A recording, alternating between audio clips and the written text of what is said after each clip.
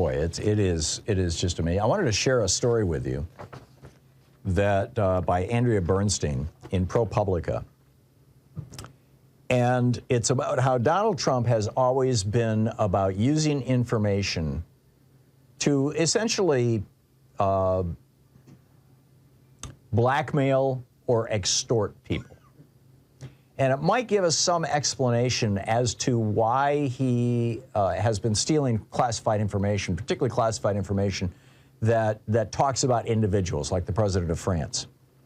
Back in 1997, Donald Trump was running a casino in Atlantic City. It was failing, as have most of Trump's businesses that have not been bailed out by Russians or Saudis. You'll recall, Russian oligarchs have been buying his condos and properties like crazy, and Saudi Arabia bought a whole floor of Trump Tower, et cetera. He's been bailed out by these foreign governments, but every time he tries to run a business in the United States, it's not, being bailed out by foreigners. He ends up broke, like with the casinos. So the state of New Jersey was building a tunnel, and the tunnel would have come out near a casino owned by Steve Wynn, who is a competitor of Donald Trump's. And 2 years earlier, in 1995, Christine Todd Whitman, who was the Republican governor of New Jersey at the time, her son had gotten falling down drunk in a Trump hotel in New York City.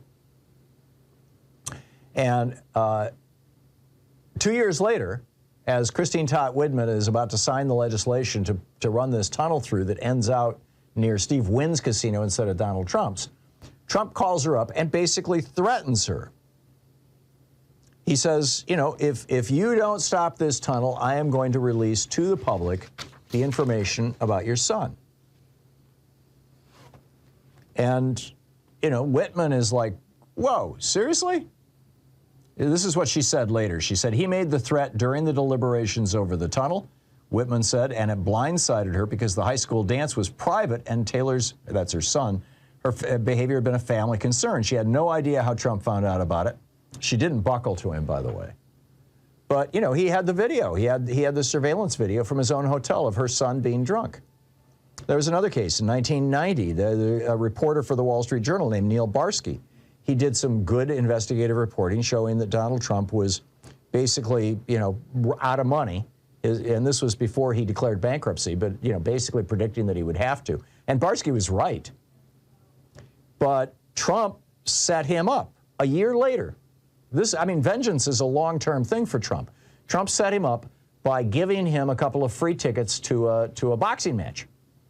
And then after Barsky, the reporter, and his dad went to this boxing match, Trump releases this to the news as proof that Barsky took a bribe from him, which just, destroyed this guy's reputation. And Trump called a New York Post writer saying, how would you like to destroy the career of a Wall Street Journal reporter? And they did. A decade later, Trump tried the same thing with another New York Times real estate reporter, Charles V. Bagley, who was reporting in ways that Trump didn't find sufficiently flattering. He just, he out and out destroyed the reputation with this intelligence that he had. This is what he does, so it shouldn't shock us at all that that he's stealing classified information. It might have some value to him.